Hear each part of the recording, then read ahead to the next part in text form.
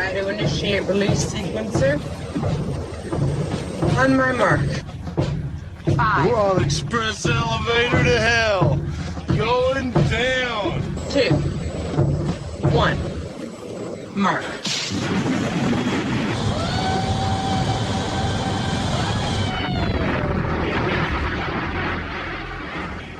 Hello everyone, my name is Mark, aka Derringer. Today is Sunday, October 27th, and you are listening to episode 232 of the Instant Action Podcast, your weekly source for Planetside news and information.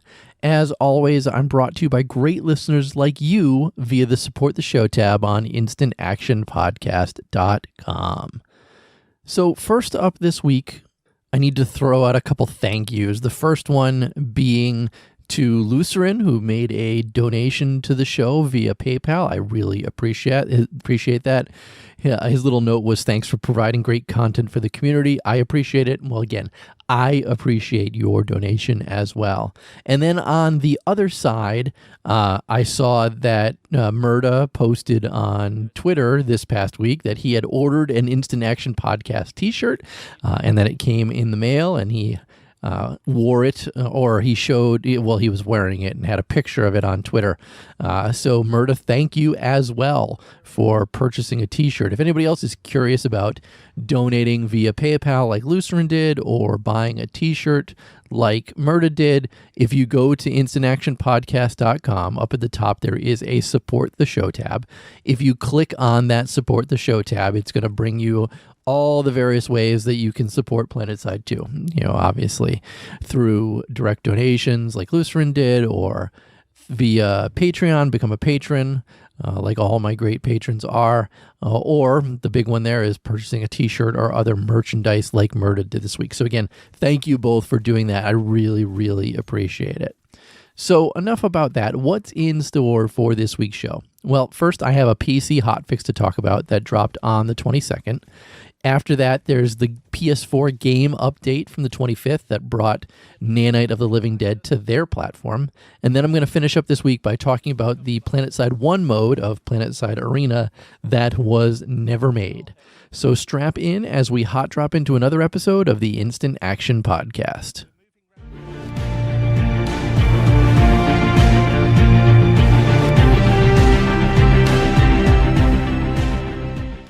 So like I said, first up this week on October 22nd, the PC side of Planetside 2 got a small hotfix. And when I say small, I definitely mean small, because it's just one gun change and then a bunch of miscellaneous fixes, and then they talk about some known issues. So let's talk about the gun change. First off, the MG-A1 Arbalest, that is the brand new Terran Republic assault rifle. That's the one that has the 6-round burst.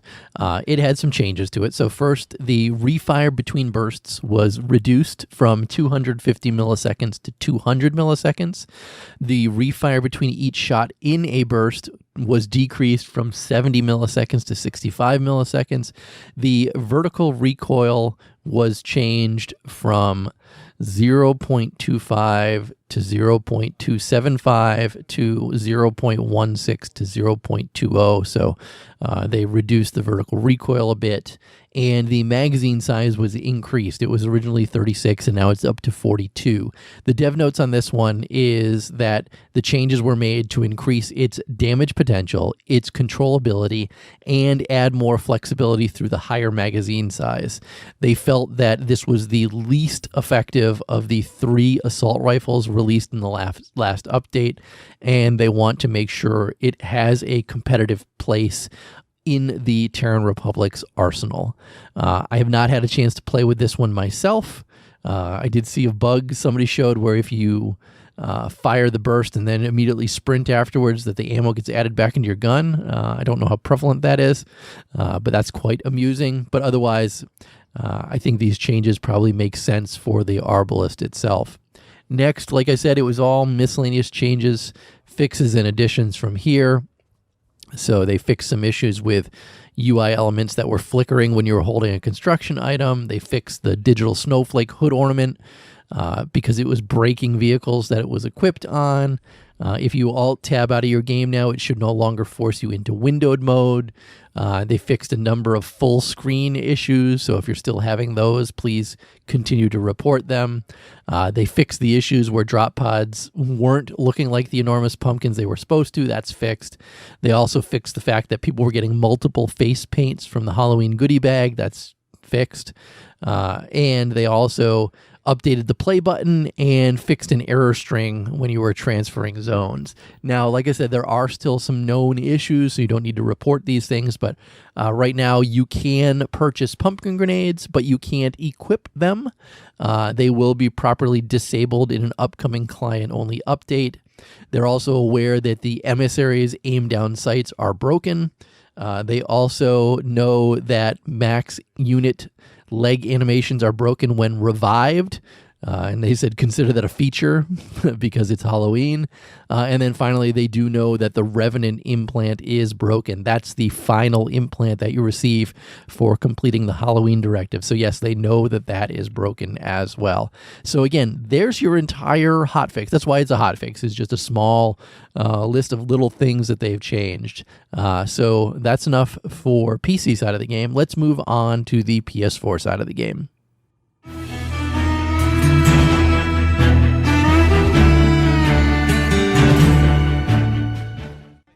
So like I said, second up this week, and actually, before I even dive into that, I want to talk about a post, or I guess a response to my post on last week's show, and this came from Master Luke, and he wrote, nowhere in that vague DBG press release did it mention anything to do with the PlayStation customers. And then he went on to say, this is the PS4 subreddit, not the PC Master Race subreddit. When you have some PSN Planetside news to announce, let us know. So first of all, Master Luke, yeah, here you go. I'm letting you know. Here is some actual PlayStation 4 Planetside 2 news.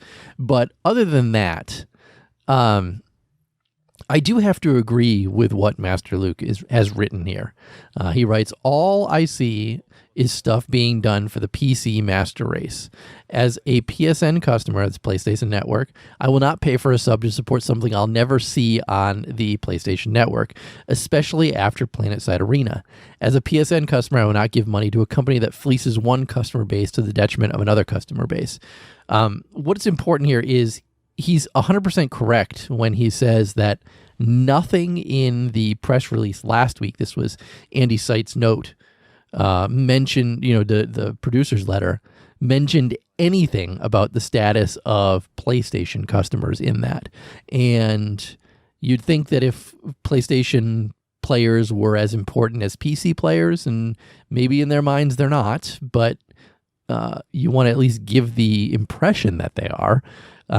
There should have been some mention in there about the PS4 side of the game itself, and there really wasn't. And I mean, I get it.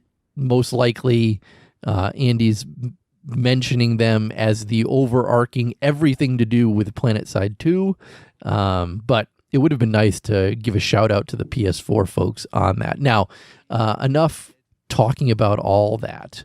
Let's actually move back on to the October 25th PS4 game update.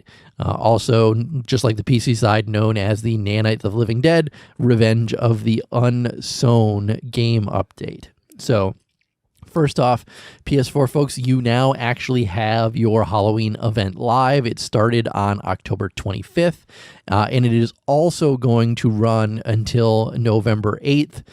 You guys get a week less, basically, than us PC folks did.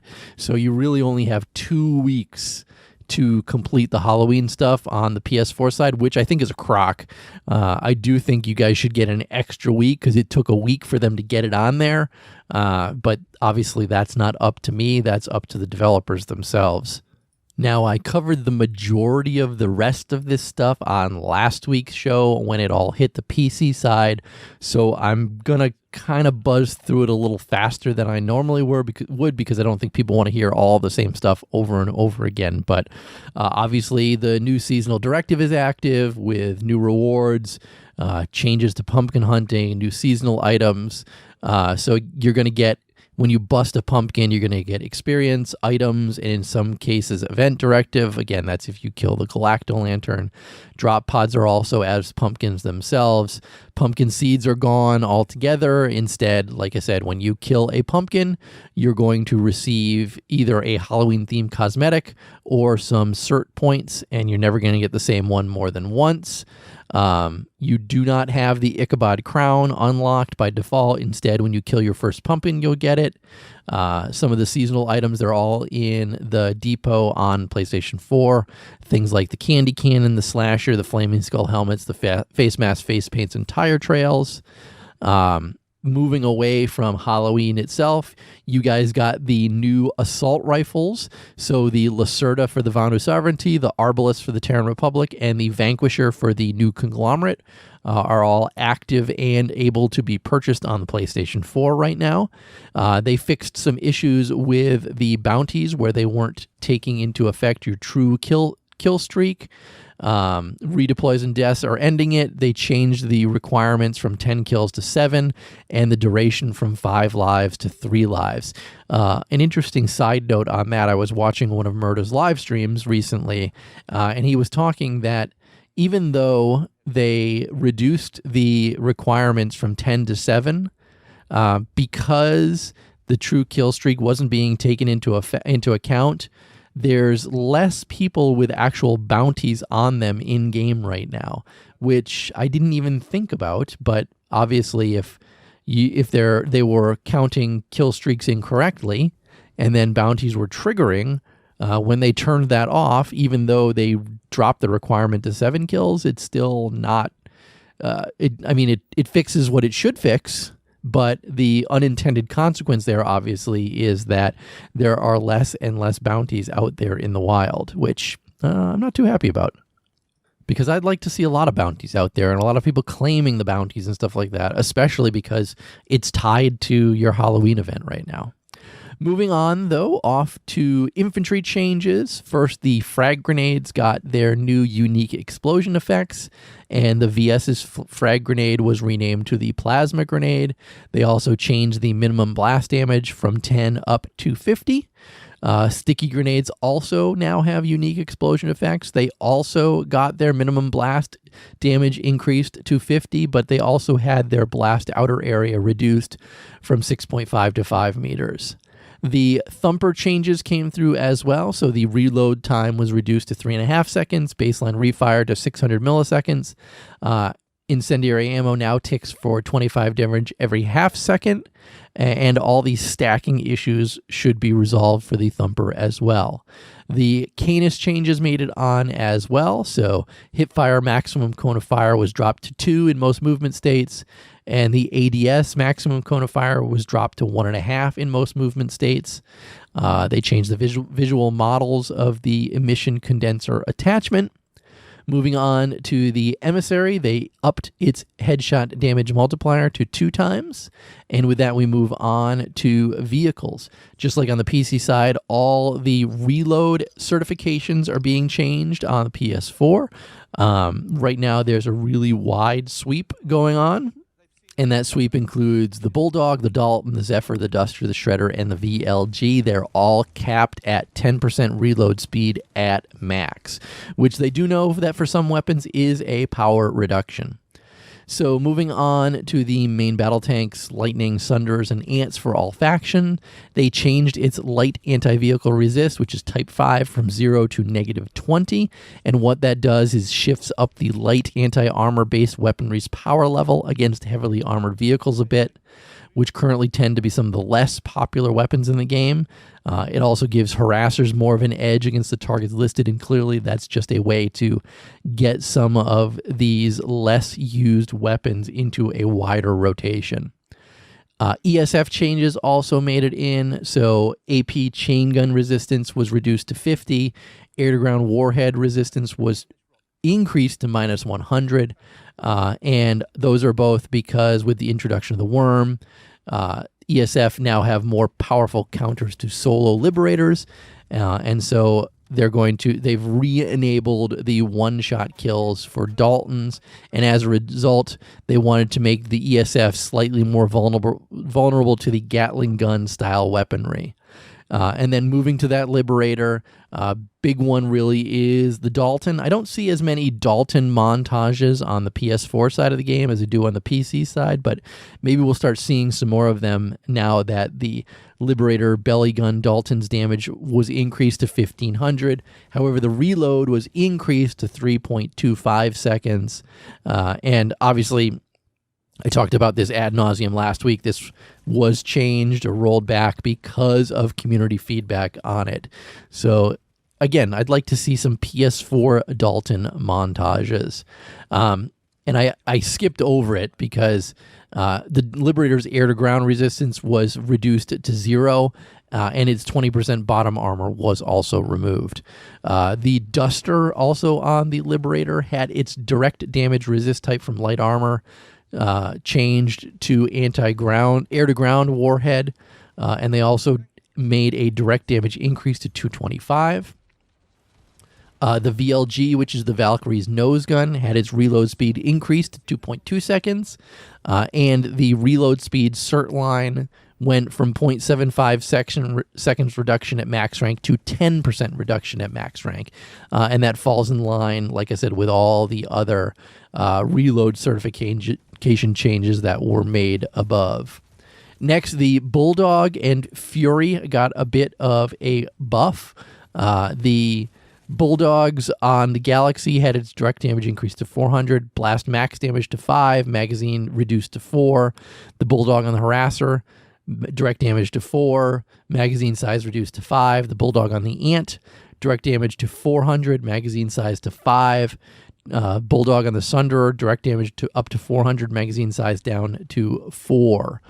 And the dev note on that one, again, is the changes listed above are meant to provide some more stopping power on direct hits, especially against lightly armored vehicles. Next, the Pillager. This is the Terran Republic flash weapon. These changes I talked about last week, but again, no longer deals damage over time to non-infantry, but will still deal direct damage to vehicles. They also changed the burn over time effect to 50 damage every half second. Other miscellaneous changes, fixes, and additions in this patch include adding in the optics that were missing from the 4th anniversary weapons. The Rocklet Rifle's Typhoon ammo no longer lowers your maximum ammo. They reduced the Kindred's first-person audio. Minor Cloak will no longer cloak corpses, and dying resets your cloak charge. Nightmare now decloaks players immediately upon firing a weapon. The Digital Snowflake hood ornament, and this was on the PC hotfix, doesn't break vehicles. Raijin throwing stars can now earn weapon medals. Players are no longer spammed with horn item unlocks upon creating a new character.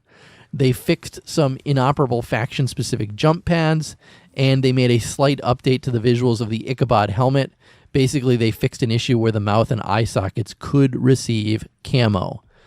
Moving on to Player Studio, a lot of the NS operatives' helmets that and armors that were released on the PC side last week have all made their way to the PS4 side. So if you play NS operatives, you can get some new helmets and stuff like that.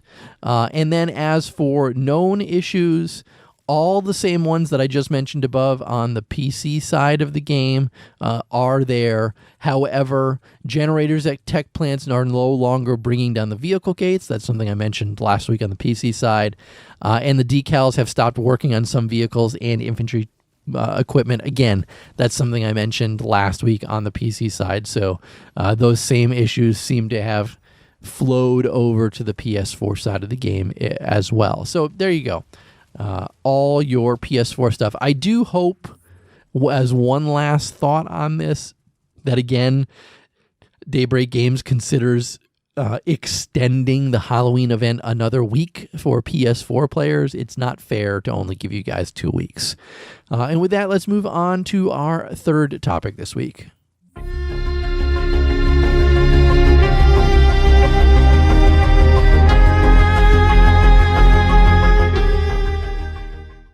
So my third topic this week was a post that was put on the Planetside Arena subreddit, and it was regarding adding, or they want the devs to consider adding the Planetside 1 style Conquest mode that Brian Burness mentioned in a post that he had put on Reddit. I might have been his leaving post saying something that he was working on, but he ended up writing that his Conquest prototype was match-based Planetside 2 style gameplay, white-boxed as a PS1 style, base mechanics, destroyable spawn tubes, pain gen shield generator rooms, backdoors with shields connected to the shield gens, destroyable teleporters to vehicle air terms, match-based progression and cert trees, including weapon, vehicle, and aircraft. He also had envisioned 9 lattice-connected bases with a ticket system, and all in all, he felt that it was awesome. I mean, this sounds exactly like Planetside 1, because Planetside 1, a lot of the bases had a generator outside, and you wouldn't be able to get inside unless you hacked a door. Without taking that generator down. And then it almost always ended either with people attacking the control console or going all the way into the basement itself, and that usually culminated in one huge fight right at the end. And I remember many times being set up in mech suits and stuff like that to defend inside the bases themselves. And to think that something like that could be brought to Planetside Arena and that Brian was working on something like that, I do also agree that it sounds awesome. He says that he was about 2 weeks away from a playable prototype, and he had worked on it for about 4 months of his own time, and that meant weekends and after hours. He thinks it probably would have taken about 4 to 6 months, maybe 6, because it's a fully new map, to get it ready to go live. But he felt that it was too big for him to do because they, quote unquote, didn't have the time throughout. And he further went on to say, after reading this post that had been put on the Reddit, that he would have loved to have had the chance to get it ready for playtesting, but there were Thunderdome developments, the push to get squads and teams ready. He was too burnt out to do anything more on his own time in the months leading up to launch and the layoffs themselves. He would love to see them, though, follow through on his original vision, and he says even more so than Thunderdome, which we still don't know too much about, but that he does admit that it's a very big investment to get that done, because, like he says, 4 to 6 months to get something like that done. He says he doesn't know if they have the desire, the will, or the resources to drive this home currently because of all the restructuring. He does think that it could kickstart the game and get stable population with regular growth, though. He does have some concerns. While he does believe the mode could be a bridge to expose more people to Planetside 2, it could work the other way and drive people from Planetside 2 into that mode.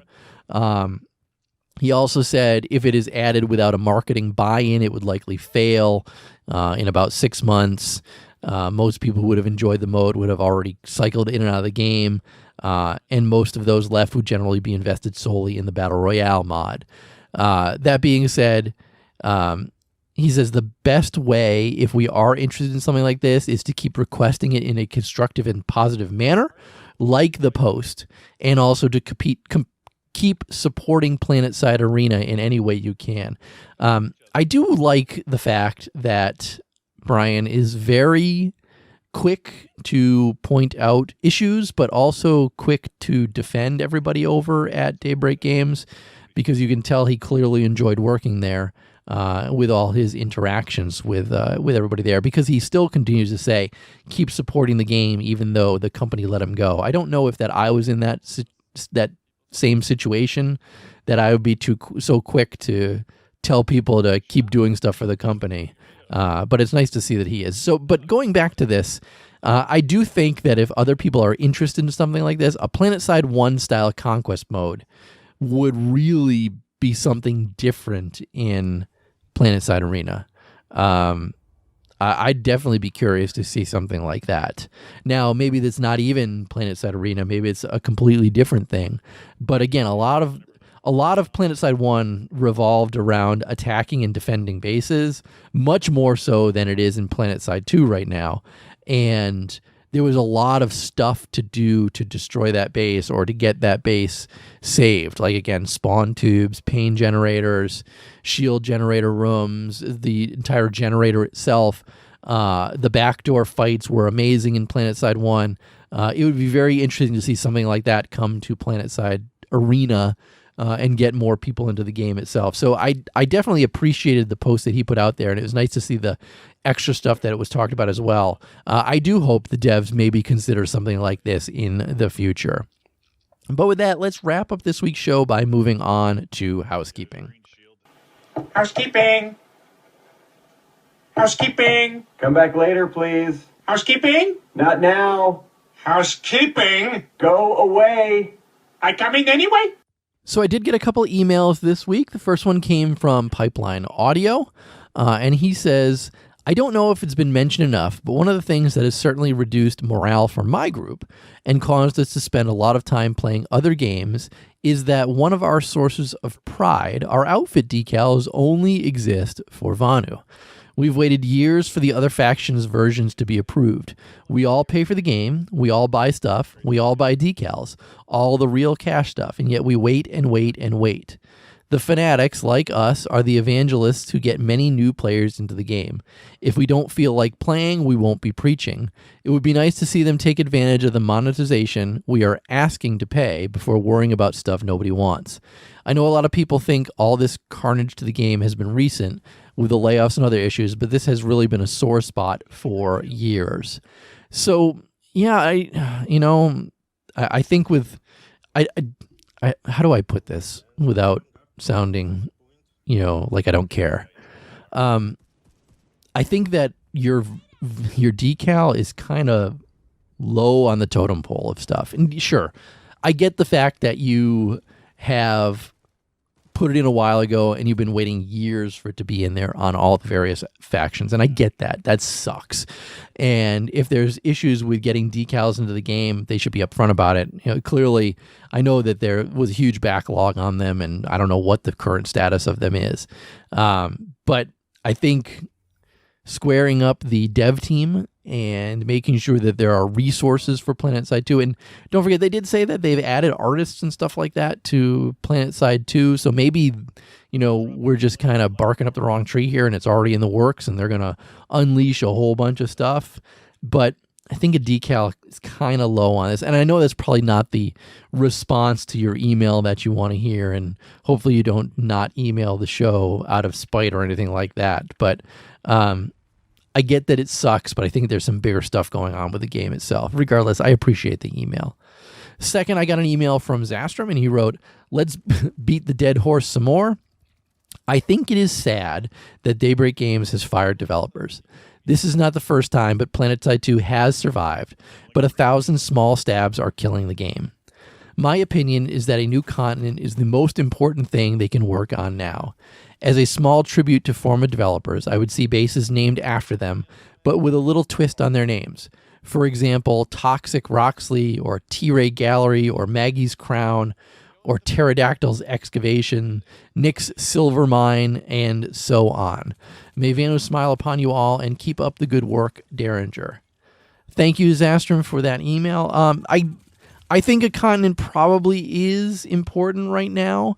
But I didn't hear any mention of a new continent last time on last week's show when Rel had mentioned his little note at the end of the stuff. He said they're working on sanctuaries and mandates, which has me a little concerned that we might not see a new continent for a little bit longer still. So while I agree a new continent probably is important, not to piggyback onto Pipeline Audio's email again, I think a continent is much more important than a decal, I guess. Again, I'm sorry, Pipeline Audio. I don't mean to crap on your email or say that what you're saying isn't valid. But I do think a new continent would come over that. I do think again, I'm not sure what's going on with sanctuaries and mandates. We need to hear more information on those before I could say that those are more important than a new continent itself. But they said Osher should be out this year, and we're rounding into the last 2 months of the year, and I don't think we have Oshers anywhere on the horizon, especially after the layoffs themselves. But I do think a new continent is probably something important, as long as it doesn't turn out like Hassan did. All right, Zastrom, thanks for that email as well. Well, that's going to be it for this week's show. As always, how can you get in touch with me or the show itself? First stop, visit my website, www.instantactionpodcast.com. You can email me like Pipeline Audio and Zastrom did at instantactionshow@gmail.com. You can call me at 347-4VM-4PS2. Those digits are 347-486-4772. And finally, follow the show on Twitter at InstActPodcast. But in closing, if you've enjoyed the show, please leave me a review on your podcast listening avenue of choice, whether it's iTunes, Stitcher, Google Play, or anywhere else. Also, feel free to tell your friends and outfit mates about the show. But finally, thanks for listening, and keep spamming that Join Combat, formerly known as Instant Action button. Derringer out.